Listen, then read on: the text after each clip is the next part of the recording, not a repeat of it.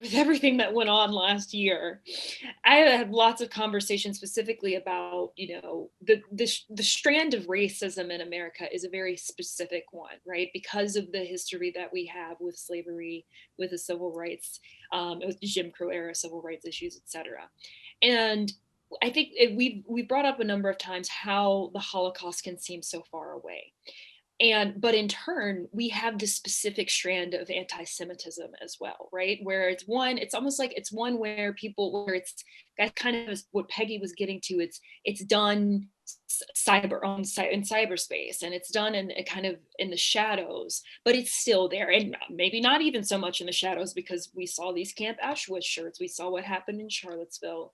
And so how would you describe that strand, right? And how do we treat that? It's like, it's almost, I hate to liken it to this, because it's almost like we've got this new COVID-19 variant, and now we're trying to figure out how we respond to that, right?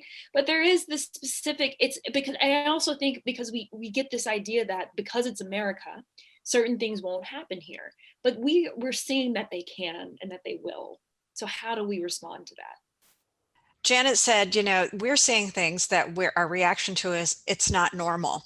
And I think if we take a step back, or at least, if you just go back this year or the last 4 years, what is normal and what's been normalized in terms of language and how we and our reaction to things as a nation, yeah, that's really changed. A lot of things that are extremely hateful and disruptive and polarizing and divisive have been normalized. And, in times of strife, all of us, who have been students of anti-Semitism see that often Jews are targeted, often people of color are targeted. And, that leads into the reckoning that this country has had in the past 6-8 months, which is confronting, all these systems of oppression and how they manifest in our society.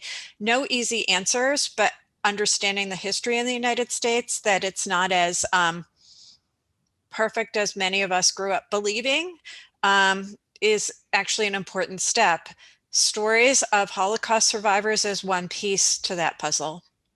I've gotten some reaction to the film, um, which reminded me of, I never really thought about it, but things that my whole life, every time a Holocaust program or something came up on TV, that I would hear people saying, "Oh, not another one of those.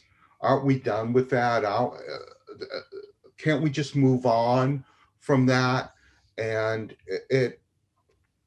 people have said that to me, like, "Oh, well, I'm glad that this is working out for you, but isn't there enough programming on the Holocaust?" And it also makes me think of when people say, can't we get over that, people were lynched? Can't we get over that, someone, that your father had to accept that he would, as a grown man, he was, someone could say boy to him, call him boy, and he couldn't say anything back, so that there's that wanting to forget the horrors that humans inflict on each other, and then also these other big lies of, you know an election was rigged, or something like that.